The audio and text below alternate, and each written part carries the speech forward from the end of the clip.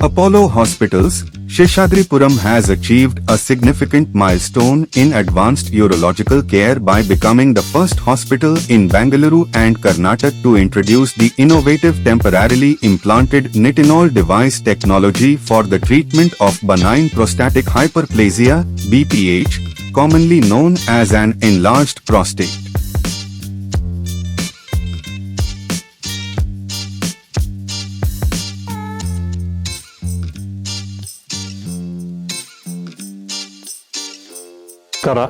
ಇವತ್ತು ನಾವೊಂದು ಪ್ರಾಸ್ಟೇಟ್ ಬಗ್ಗೆ ಒಂದು ಹೊಸ ಟೆಕ್ನಾಲಜಿ ಬಗ್ಗೆ ಮಾತಾಡಲಿಕ್ಕೆ ಇಲ್ಲಿ ಹೇಳ್ತೀನಿ. ನಾರ್ಮಲಾಗಿ 50 ವರ್ಷ ಆದಮೇಲೆ ಪ್ರಾಸ್ಟೇಟ್ ಪ್ರಾಬ್ಲಮ್ ಅನ್ನೋದು ಎಲ್ರಿಗೂ ಗೊತ್ತಿರೋದೆ. ಆದರೆ ಜನಗಳಿಗೆ ಯಂಗರ್ ಪೀಪಲ್ ಅಂತ 18 ವರ್ಷ ಆದಮೇಲೆ 20 ವರ್ಷ ಆದಮೇಲೆ ಕೆಲವು ಯೂರಿನರಿ ಸಿಂಪ್ಟಮ್ಸ್ ಬಂದು ಪ್ರಾಸ್ಟೇಟ್ ಅಬ್ಸ್ಟ್ರಕ್ಷನ್ ಅವರೆಲ್ಲೂ ಕಂಡು ಬರುತ್ತದೆ. 18 ವರ್ಷದಿಂದ 45 ವರ್ಷದವರೆಗೆ. ನಾರ್ಮಲಾಗಿ ನಾವು 50 ವರ್ಷದ ಮೇಲೆ ಏನು ಅಂದ್ಕೊಂಡಿದ್ವಿ ಆ ಪ್ರಾಬ್ಲಮ್ಗಿಂತ ಜಾಸ್ತಿ ಸಿವಿಯರ್ ಆಗಿ ಅವರಲ್ಲಿ ತೊಂದರೆ ಪಡುವಂಥದ್ದು, ಒಂದು ಮಾನಸಿಕ ತೊಂದರೆ ಬರುತ್ತೆ. ಯೂರಿನರಿ ಪ್ರಾಬ್ಲಮ್ಮು ಸ್ಪೀಡಾಗಿ ಹೋಗದೆ ಇರೋದು, ಯೂರಿನು ಫ್ರೀಕ್ವೆನ್ಸಿಯಾಗಿ ಹೋಗೋದು, ಪದೇ ಪದೇ ಎದ್ದು ಹೋಗೋದು. ಸೊ ಈ ಎಲ್ಲ ತೊಂದರೆಗಳು ಚಿಕ್ಕ ವಯಸ್ಕರಲ್ಲಿ ಬರುತ್ತೆ ಅನ್ನೋ ಒಂದು ವಿಚಾರನ ಹೇಳಲಿಕ್ಕೆ ಬಯಸ್ತೇನೆ. ಇದುವರೆಗೆ ಈಗ ಲಾಸ್ಟ್ 2-3 ಡೆಕೇಡಿಂದ ಇದಕ್ಕೆ ಒಂದು ಸರಿಯಾದ ಟ್ರೀಟ್ಮೆಂಟ್ ಆಪ್ಷನ್ ಯಾವುದು ಇರಲಿಲ್ಲ, ತಂತ್ರಜ್ಞಾನಗಳು ಇರಲಿಲ್ಲ, ಮೆಡಿಸಿನಿಂದ ಕಾಂಪ್ಲಿಕೇಶನ್ ಆಗ್ತಾಯಿತ್ತು.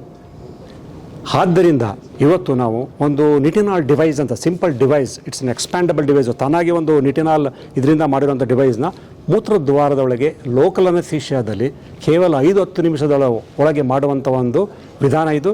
ಅದನ್ನು ಔಟ್ ಪೇಷಂಟ್ ಮೂಲಕನೂ ಮಾಡ್ಬೋದು. ಮಾಡಿ ಅದನ್ನು ಓಪನ್ ಮಾಡ್ತೀವಿ. ಅದು ಸಿಂಪಲ್ಲಾಗಿ ಪ್ರೊಸೀಜರ್ ಓಪನ್ ಮಾಡಿ ಬ್ಲ್ಯಾಡರ್ ನೆಕ್ ಅಂತ ಪ್ರಾಸ್ಟೇಟ್ನ ಅದನ್ನು ಡಿಪ್ಲಾಯ್ ಮಾಡ್ತೀವಿ ಟೆಂಪ್ರರಿಯಾಗಿ. 5 ದಿವಸ ಅದನ್ನು ಒಳಗಿಡಬೇಕಾಗುತ್ತೆ. ಅದು ತಾನಾಗಿ ಎಕ್ಸ್ಪ್ಯಾಂಡ್ ಆಗಿ ಪ್ರಾಸ್ಟೇಟ್ನ ರೀಮಾಡಲ್ ಅಂತ ಮಾಡುತ್ತೆ. ಪ್ರಾಸ್ಟೇಟ್ನ ಶೇಪ್ನ ಚೇಂಜ್ ಮಾಡುತ್ತೆ. ಪ್ರಾಸ್ಟೇಟ್ನ ಕಟ್ ಮಾಡೋದಾಗಲಿ, ಅದನ್ನು ಸುಡೋದಾಗಲಿ, ಅದನ್ನು ತೆಗಿಯೋದಾಗಲಿ ಮಾಡೋದಿಲ್ಲ. ನಾರ್ಮಲ್ ಆಗಿರೋ ಪ್ರಾಸ್ಟೇಟ್ನ ಅದು ರೀಮಾಡಲ್ ಮಾಡ್ತೀವಿ. ಇದು very useful in younger people who want to preserve the sexual function. ಅವರಿಗೆ ಲೈಂಗಿಕ ಸಮಸ್ಯೆಗೆ ತೊಂದರೆ ಆಗದೆ ಇರೋಂಗೆ, ಅವ್ರಿಗೆ ಮುಂದಕ್ಕೆ ಮಕ್ಕಳಾಗೊಂದು ವೀರ್ಯ ಈಚೆಗೆ ಬಂದು ಮಕ್ಕಳಿಗೆ ತೊಂದರೆ ಆಗದೆ ಇರೋಂಥ ಒಂದು ಸಾಧನ ಇದು. ಯಾವುದೂ ಸೈಡ್ ಎಫೆಕ್ಟ್ ಇಲ್ಲದೆ ಇರೋಂಥ ಒಂದು ಸಾಧನ ಇದು. ಯೂರಿನ್ ಫ್ಲೋ ಚೆನ್ನಾಗಾಗ್ತದೆ. ತಮ್ಮ ಲೈಂಗಿಕ ಸಮಸ್ಯೆಗಳಿಗೂ ಏನು ತೊಂದರೆ ಆಗೋದಿಲ್ಲ. ಮುಂದಕ್ಕೆ ಅವರು ಮದುವೆ ಆಗಿ ಮಕ್ಕಳಾಗುವಂಥ ಒಂದು ಪರಿಸ್ಥಿತಿಗೂ ಏನು ತೊಂದರೆ ಆಗೋದಿಲ್ಲ. ಆದ್ದರಿಂದ ಈ ಒಂದು ಹೇಳಬೇಕು ಅಂದರೆ ಇದೊಂದು it's a boon for the decade. ಈಗ ಈ ದಶಕದಲ್ಲೇ ಒಂದು ಹೊಸ ಕಂಡಿಡಿದಂಥ ಒಂದು ಇದು ಅನ್ವೇಷಣೆ ಇದು ಮಾತ್ರಕ್ಕೆ ನಾವು ಯಾವುದಕ್ಕೆ ಕೇಶಗಳು ಮಾಡಬೇಕು ಎಲ್ಲರಿಗೂ ಅಂಥದ್ದಲ್ಲ. ಇದು ಕೇವಲ 18 ವರ್ಷದಿಂದ 45 ವರ್ಷದವರೆಗೆ ಮಾತ್ರ ಆಗುವಂಥ ಒಂದು ವಿಧಾನ. ಸರ್, ಯಾವ್ಯಾವ ಲಕ್ಷಣ ಇರುವಂಥವರು ಇದಕ್ಕೆ ಪರೀಕ್ಷೆಗೆ ಒಳಪಡಬೇಕಾಗುತ್ತೆ ಸರ್? ಈಗ ಕೆಲವು ಒಂದು ಹುಡುಗರುಗಳು 18 ವರ್ಷ ಆದಮೇಲೆ ಅವರು ಯೂರಿನರಿ ಫ್ಲೋ ಚೆನ್ನಾಗಿಲ್ಲ ಅಂತ ಹೇಳ್ತಾರೆ, ಸ್ಪೀಡಾಗಿ ಹೋಗ್ತಾ ಇಲ್ಲ, ಪೆಲ್ವಿಕ್ ಪೇಯ್ನ್ ಅಂತ ಹೇಳ್ತಾರೆ, ನನಗೇನೋ ಒಂದು ಸಮಸ್ಯೆ ಆಗ್ತಾಯಿದೆ, ನೋವು ಬರ್ತಾಯಿದೆ ಅಂತ ಹೇಳ್ತಾರೆ, ಪದೇ ಪದೇ ಯೂರಿನ್ ಹೋಗಬೇಕು ಅಂತ ಹೇಳ್ತಿರ್ತಾರೆ. ಈಗ ನಾರ್ಮಲಾಗಿ ಎಲ್ಲ ಇರೋದಿಲ್ಲ, ಹುಡುಗರಲ್ಲಿ ಇರುತ್ತೆ. ಏನಪ್ಪ ಇದ್ರದ್ದು ಏನು ವಿಶೇಷ ಅಂದರೆ ಬೇರೆಯವ್ರು ಅಡಾಲ್ಟ್ಸಲ್ಲೂ ಬರುತ್ತೆ. ಇಲ್ಲಿ ಏನಾಗುತ್ತೆ ಅಂದರೆ ಅದೇ ನೆಗ್ಲೆಕ್ಟ್ ಮಾಡ್ತಾರೆ. ಪೇರೆಂಟ್ಸ್ ಅವರು ಯಾವುದೋ ಯೂರಿನ್ ಪ್ರಾಬ್ಲಮ್, ನಿನಗೇನು ಪ್ರಾಸ್ಟೇಟ್ ಪ್ರಾಬ್ಲಮ್ ಇಲ್ಲ ಅಂತ ನೆಗ್ಲೆಕ್ಟ್ ಮಾಡ್ತಾರೆ. ಈಗ ಅದು ಪರೀಕ್ಷೆ ಮಾಡಿದಾಗ, ಅಲ್ಟ್ರಾಸೌಂಡ್ ಮಾಡಿದಾಗ ಪ್ರಾಸ್ಟೇಟ್ ನಾರ್ಮಲ್ ಇರುತ್ತೆ. ಆಗ ಅಲ್ಲಿಂದ ಅವ್ರಿಗೆ neglect from the side of the physician, doctors ಅವರು ನೋಡಿದವರು ಎಲ್ಲರೂ ನಾರ್ಮಲ್ ಆಗಿ ಅಂತ ಹೇಳ್ತಾರೆ. ಸೊ ಆದ್ದರಿಂದ ಇವ್ರುಗಳಲ್ಲಿ ನಾವು ನೆಗ್ಲೆಕ್ಟ್ ಮಾಡಿದಾಗ ಪ್ರಾಬ್ಲಮ್ ಆಗುವಂಥ ಇದನ್ನು ಒಂದು ತಿಳ್ಕೊಂಡು ಯಾವುದೇ ಒಬ್ಬ ಹುಡುಗ 18 ವರ್ಷ ಆದಮೇಲೆ ಏನೇ ಯೂರಿನರಿ ಪ್ರಾಬ್ಲಮ್ ಅದು ನೆಗ್ಲೆಕ್ಟ್ ಮಾಡಬಾರ್ದು. ಅತಿ ಬೇಗ ಬಂದು ಟ್ರೀಟ್ಮೆಂಟ್ ಮಾಡ್ಕೋಬೇಕು. ಯಾಕೆಂದರೆ ಅದಕ್ಕೆ ಒಳ್ಳೆಯದ ವಿಧಾನ ಇದೆ. ಅದು ಮಾಡ್ಕೊಳ್ಳಿಲ್ಲ ಅಂತ ಹೇಳಿದ್ರೆ ಬ್ಲ್ಯಾಡರ್ ಫೇಲ್ಯೂರು, ಬ್ಲ್ಯಾಡರ್ ಇನ್ಫೆಕ್ಷನ್ನು, ಕಿಡ್ನಿ ಡ್ಯಾಮೇಜು ಮುಂದಕ್ಕಾಗುವಂಥ ಪರಿಸ್ಥಿತಿ ಬರುತ್ತೆ. ಈಗ ಇದು ಪ್ರೊಸೀಜರು ಕೇವಲ ಒಂದು ಲೋಕಲ್ ಅನೆಸ್ಥೀಶಿಯಾ ಕೊಟ್ಟು ಮಾಡೋವಂಥದ್ದು, ಸ್ವಲ್ಪ ಸಡೇಷನ್ ಕೊಟ್ಟು ಅಂತ ಮಾಡೋಂಥ ಪ್ರೊಸೀಜರು. ಇದನ್ನು ಸ್ಮಾಲ್ ಎಂಡೋಸ್ಕೋಪಿನಲ್ಲಿ ನಾವು ಡಿಪ್ಲಾಯ್ ಮಾಡ್ತೀವಿ. ಯೂರಿನರಿ ಪ್ಯಾಸೇಜ್ ಒಳಗಿಂದ ಹೋಗಿ ಪ್ರಾಸ್ಟೇಟ್ನ ನಾವು ಎಕ್ಸ್ಪ್ಯಾಂಡ್ ಮಾಡೋಂಥ ಇದು.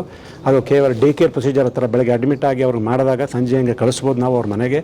ಅದಕ್ಕೆ ಒಂದು ಕೆಥೆಟರ್ ಅನ್ನೋದೊಂದು ನಳಿನೂ ಏನು ಇಡಬೇಕಾಗಿಲ್ಲ, ಪಾಸ್ ಮಾಡ್ತಾ ಇರ್ತಾರೆ. 5 ದಿವಸ ಆದಮೇಲೆ ನಾವು ಅವ್ರನ್ನ ವಾಪಸ್ಸು ಕರೆದು ಅದನ್ನು ಒಂದು ಔಟ್ ಪೇಷಂಟಲ್ಲಿ ಅದನ್ನು ಒಂದು ಒಳಗಡೆ ಒಂದು ಥ್ರೆಡ್ದು ಡಿಪ್ಲಾಯ್ ಮಾಡಿರ್ತೀವಿ, ಇಂಟರ್ನಲ್ ಎಕ್ಸ್ಟರ್ನಲ್ ಅಂತ ಹೇಳಿ ಅದನ್ನು ನಾವು ಸಲೀಸಾಗಿ ಅದನ್ನು ಔಟ್ ಪೇಷಂಟಲ್ಲಿ ತೆಗಿಬೋದು. ಈ ಪ್ರೊಸೀಜರ್ ಆದಮೇಲೆ ಅವ್ರು ಯಾವುದೋ ಒಂದು 5 ದಿವಸ ಆದಮೇಲೆ ತುಂಬ ರೆಸ್ಟ್ ಮಾಡೋವಂಥದ್ದು ಏನಿಲ್ಲ. 5 ದಿವಸದವರೆಗೆ ಅವರು 2 ವೀಲರ್ ಆಗಲಿ 3 ವೀಲರ್ ಆಗಲಿ ಹೋಗಬಾರ್ದು. ಅದರಿಂದ ಅವರು ಪ್ರಾಸ್ಟೇಟ್ ಇದಕ್ಕೆ ತೊಂದರೆ ಆಗ್ಬೋದು. 5 ದಿವಸ ಆದಮೇಲೆ ಅವರು ತಮ್ಮ ದೈನಂದಿನ ಕೆಲಸಗಳು ಏ ಥರ ಮಾಡ್ಕೊಳ್ತಾ ಇದ್ರು ರೆಗ್ಯುಲರ್ ಆ್ಯಕ್ಟಿವಿಟೀಸ್ ಎಲ್ಲನೂ ಅವರು ಎಕ್ಸಸೈಸ್ ಆಗಲಿ, ವಾಕಿಂಗ್ ಆಗಲಿ, ರೆಗ್ಯುಲರ್ ಆ್ಯಕ್ಟಿವಿಟೀಸು, ಕೂತ್ಕೊಳ್ಳೋದೆಲ್ಲನೂ ಅವರು ಮಾಡಬಹುದು.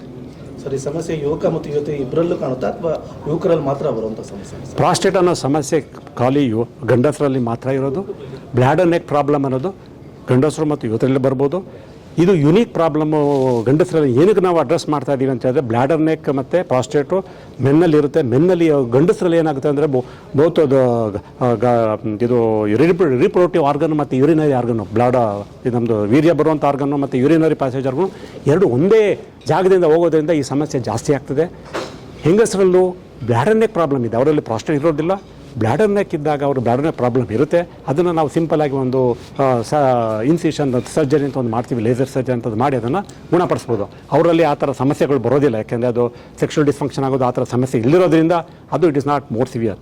ಇಲ್ಲಿ ಹುಡುಗರಿಗೆ ಈ ಅದು ಬೇರೆ ಏನೇ ಟ್ರೀಟ್ಮೆಂಟ್ ಮಾಡಿದ್ರು ಸೆಕ್ಷುವಲ್ ಪ್ರಾಬ್ಲಮ್ ಆಗೋದ್ರಿಂದ ನಾವು ಈ ಹೊಸ ಟ್ರೀಟ್ಮೆಂಟ್ನ ನಾವು ಅನ್ವಯಿಸ್ಕೋಬೇಕಾಗುತ್ತೆ.